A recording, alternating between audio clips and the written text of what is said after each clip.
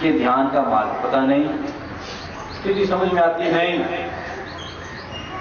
जब स्थिति ही समझ में ना आई तो पता क्या चले कि तुमने क्या करना। और इसीलिए फिर महापुरुषों के वचन, उनके उल्टे अर्थ लगाते हो। वचन महापुरुष का कोई भी हो, लगभग उल्टा अर्थ लगा लोगे। क्यों लगाओगे? क्योंकि समझ थी नहीं। ये पता नहीं था कि महापुरुष ने किस स्थिति में बोला, तो तुमने जो पढ़ लिया उसको गाना शुरू कर दिया। जो पढ़ लिया उसके कई अर्थ, कई तर्क निकाल लिए। क्योंकि विद्वान जब भी परमात्मा को पाना चाहे वो जोर लगाता बुद्धि का, और सबसे बड़ी मुसीबत के बुद्धि सौदा परमात्मा के लिए है कि नहीं। और ध्यान रखना, जो बुद्धि बल से पाना चाहे वो बिल्कुल ही भूल जाए, क्योंकि रावण से ज्यादा बुद्धिमान हो नहीं सकते। अति बुद्धिमानी व्यक्ति हुआ रावण, पर बुद्धि का कार्य नहीं परमात्मा को पा जाना, क्योंकि परमात्मा का द्वार हृदय है। महापुरुषों का वचन, सब घट मेरो साइयां, घट अर्थात हृदय। भाव का प्रश्न है, विचारों का नहीं। विचार करना काम बुद्धि का है, इसीलिए बुद्धि से कभी परमात्मा का द्वार बना नहीं कर पाया। एक कोई वैज्ञानिक अपनी आत्मकथा में लिख दिया, कहता कि मैंने अपने युवावस्था में एक जिद लिखी। डायरी के ऊपर लिखता है कि मेरी जिद थी कि मैं परमात्मा को तब मानूंगा जब उसे टेस्ट ट्यूब के अंदर सिद्ध कर पाऊं, प्रमाणित कर पाऊं कि परमात्मा ऐसा है। सारा जीवन भूलते रहे, युद्ध चलता रहा। बहुत जब पूरा हो गया, पता लग गया कि मरने वाला है। उसी डायरी को फिर कंटिन्यू किया। उसमें अंतिम वचन लिखता है कि मैंने जीवन में परमात्मा के लिए जो जो उपाय हो सकते थे किए, परंतु मुझे तो उसकी एक छटा तक भी नजर ना आई। हे प्रेमी बुद्धिमान व्यक्ति, बुद्धि के द्वारा, तर्क के द्वारा परमात्मा को सिद्ध करना चाहता है। वैज्ञानिक, पत्रकार, ये दो डिपार्टमेंट ऐसे हैं, सारा जीवन लगभग झगड़ते हैं, क्योंकि एक कोने में से आवाज आती है कि कुछ है, पर फिर वही बात, फिर बुद्धि का जोर। अभी जो दिल्ली का नया सीएम बना अरविंद, उसकी एक बात पढ़ी, कहता कि पहले मैं मानता नहीं था ईश्वर है, अब तो मैं भी मानने लग गया हूं। क्यों? ये क्यों मानने लग गया? तो उसका जवाब क्या था कि यदि इतना बड़ा उलटफेर हो सकता है परमात्मा के कारण, ये प्रेमी ओछी बुद्धि ओछी तर्कें दे सकती है। उलटफेर तो इससे बड़े बड़े भी हुए, इससे परमात्मा का क्या संबंध? और रही बात पलटने की या बदलाव की, प्रेमी वहां पर कोई एक शक्ति बैठकर नहीं कर रही। भगवान गीता में स्पष्ट कहते हैं, हे अर्जुन, मैं कुछ भी करता नहीं, पर जो कुछ हो रहा उसके पीछे प्रेरक हूं। इस भाव का अर्थ समझ लेना कि मैं करता कुछ नहीं, जो हो रहा उसकी प्रेरणा मैं हूं। कसाई भीतर से प्रेरित है कि मैं काटूं, जोर लगाता है। बकरा भीतर से प्रेरित हो रहा कि मेरी जान बच जाए। फिर यदि कहो कि दोनों का परमात्मा अलग अलग, लेकिन बिल्कुल भी नहीं। वो मात्र करंट है, प्रेरणा है, हल्की सी पावर है। पर तेरे पास है मनुष्य का शरीर, तेरे पास है कर्मयोगी काया, जिधर को तू समर्थन दे उसी तरफ को परमात्मा का बल लगेगा। ये प्रेमी वहां पर मत कह लेना कि परमात्मा ही करवाता है। और लगभग जो व्यक्ति ऐसा समझे सबसे बड़ा पाप करेगा, क्योंकि वो कर करा के छूटने का रास्ता जो निकाल गया परमात्मा ही करवा रहा। और ऐसे ऐसे भी हैं, सत्संग छूट जाता, यही पूछो कि आए क्यों नहीं, कहते सब गुरु कृपा है। मुझे हंसी आई, मैंने कहा बहुत बड़ी कृपा है ये तो। शायद ये कृपा की लिस्ट में सर्वोपरि कृपा है कि अब सत्संग छोड़ो। ये प्रेमी जो ईश्वर के ऊपर जाला छोड़े तकरीबन बड़ा पाप करता है, क्योंकि बात आ जाती है कि अनुभव है नहीं, फिर अर्थ के अनर्थ करते हो। गुरु महाराज ऐसी कृपा कब करें कि तेरा सत्संग छूटे, तो तुम वहां भी लगा लेते हो कि नहीं गुरु महाराज की कृपा है।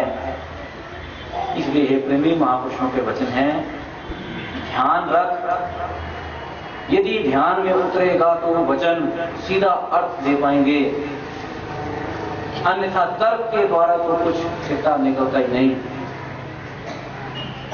नसरुद्दीन एक बार डॉक्टर के पास गया, वहां पर दिक्कत थी, कुछ कानों में प्रॉब्लम आ गई, तो दवाई इत्यादि दवाई साफ करवाए।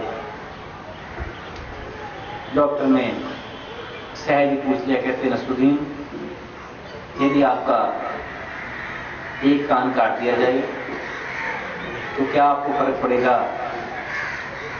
तो नसरुद्दीन कहता जी सुनना कम हो जाएगा। कहते यदि दूसरा भी काट दिया जाए फिर? कहते फिर दिखना बंद हो जाएगा। डॉक्टर कहता ये कैसे, ये क्या संबंध?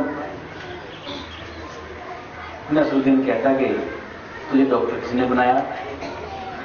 कहता मैं पढ़कर बना। कहता बेकार, तुझे इतना नहीं पता कि जब दोनों ही कान कट गए तो चश्मा कहां टिकाऊंगा, क्योंकि मुझे चश्मा लगा, चश्मा उतर गया तो दिखेगा कैसे?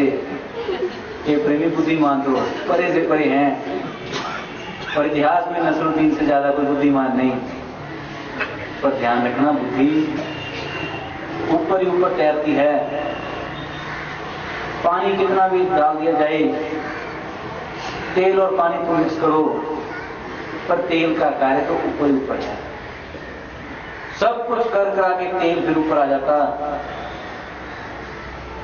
पानी ने अपनी सतह बना ली बस, और कभी तजर्बा करके देखना, पानी बहुत थोड़ा हो, तेल बहुत ज्यादा, पर तेल तो ऊपर ऊपर तैरेगा। इसी प्रकार बुद्धि ये लगभग ऊपर ही ऊपर तैरती, क्योंकि अंदर का काम हृदय का है। हृदय में है भाव, यहां से परमात्मा का द्वार खुला, यहां से यात्रा शुरू हुई। और यदि तुमने सोचा बुद्धि से तो फिर वही है, पंडित हो गए तो गीता याद हो जाएगी, मुल्ला मौलवी हो गए कुरान याद हो जाएगी, लेकिन झगड़ा अक्षरों का ही है। वही है कि टी अटक गई, पी से निकाल। मुझे याद है कि मैजिक दिखाने वाले आए, जादू, तो एक कोई शायद वो बाप बेटा थे या पुरुष थे, स्कूल में लगे जादू दिखाने। तो जब सारा जादू हो गया, सब कुछ हो गया,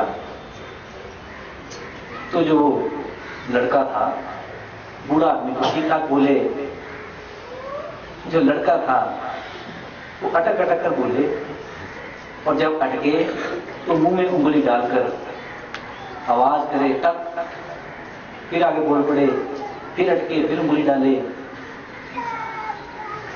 तो लड़कों ने घेर लिया, कहते कि महाशय, ये जो आपके साथ आपका असिस्टेंट है, ये मुंह में उंगली क्यों डालता है बार बार? कहता बेटा जब कोई अक्षर अटक जाए तो निकालता है, क्योंकि हे प्रेमियों उसका काम है हंसाना, पैसे लेने। लेकिन वही है जो ज्यादा बुद्धिमान है, उसके अक्षर ही अटकते हैं।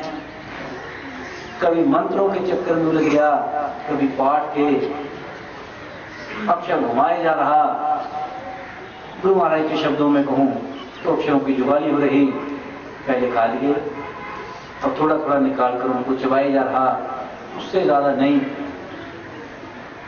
कबीर कहते हैं अक्षरों से दूर होने की बात, अक्षरों से ऊपर उठ जाने की बात। निगुरा कहता कागज लेखी, कहें कबीर हम आंखों देखी।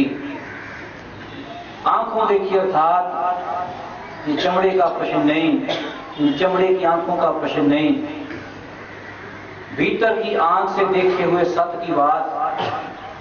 कबीर कहते भीतर की। निगुरा कहता कागज लेखी, निगुरे के लिए कागज ही भगवान, निगुरे के लिए कागज का वचन ही सब कुछ। निगुरे आदमी की पहली पहचान। कभी तुम उसको पूछो कि इस मंत्र से थोड़ा ऊपर उठ, भजन कर, वो तुम्हें सबसे पहली बात कहेगा कि ये मंत्र फलां शास्त्र का है, इस महापुरुष ने इसका प्रयोग किया तो ऐसे हुआ, उसको पुत्र प्राप्ति हुई, उसको धन मिला, एक ऐसे याद किया हुआ उसी के इर्द गिर्द घूमता है। लेकिन हे प्रेमी, कबीर कहते हैं सत निचोड़, जो तू मां के गर्भ से लाया, जबकि तुझे वहां अक्षरों की जानकारी भी नहीं थी। वहां पर क्या था? ध्यान, उल्टे लटके थे, घुटने इकट्ठे थे, कोहनियां जकड़ी हुई थी, नेत्र बंद थे। वो स्थिति थी समझ पड़े जब ध्यान धरे। वहां पर समझते थे क्योंकि ध्यान था। समझ टली, बाहर आए, समझ हट गई और तुम संसारिक दृष्टि में जरा ज्यादा ही समझदार हो गए। और जितने जितने समझदार होते गए उतना उतना उचित समझ सोती चली गई। जो भीतर समझ थी वो सो गई। मूल बात पर आए, कहते कि कागज कलम, इनसे जो कुछ भी लिखा गया, जो कुछ भी बनाया गया, जो कुछ भी प्रस्तुत किया गया, वो मात्र इशारा है। पूर्ण तब होगा जब उसका भीतर अनुभव करे, समझ पड़े जब ध्यान धरे। बिना ताल जहां कमल खिलाने, हंसा ताप केनी करे। बिना ताल अर्थात बिना सरोवर के जहां कमल खिलाने। कमल के संबंध में दो तीन बातें महत्वपूर्ण। पहली बात, कमल जब भी खिले तो कीचड़ से, क्योंकि कमल की उत्पत्ति सूखे में से नहीं, भरपूर कीचड़ में है। और दूसरी बात कि निर्लेप है, रहता भी पानी के ऊपर ही ऊपर और डूबता भी नहीं। पानी के ऊपर बैठी हुई सी अवस्था है,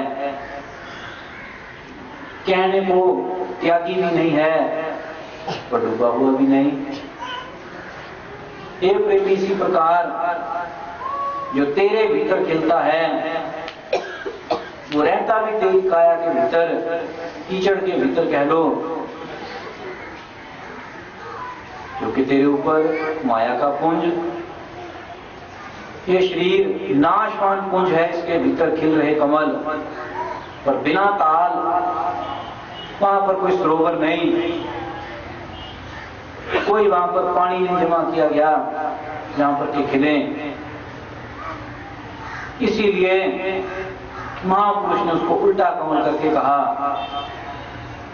उल्टा कमल क्यों कहा? ताकि तुम बुद्धि से पकड़ ही ना पाओ, बुद्धि का प्रयोग ही बंद कर दो। गलती होती भी नहीं है, जहां पर बुद्धि का प्रयोग किया वहां पर एक प्रेमी गैस करते हैं, तीर तुक्के चलते हैं, गैस कर लेते हैं कि यदि उल्टा कमल कहा होगा तो ऐसा होगा, टेढ़ा कहा तो ऐसा होगा। उसकी कल्पनाएं, परिकल्पनाएं। और कबीर कहते बिना ताल यहां कमल खिलाने, और खिलते हैं। हे प्रेमी, पूर्ण महाराज सर पर हो, पूर्ण भेद दिया हो तो खिलते हैं कमल। नहीं तो ध्यान रखना, सारा जीवन ऐसे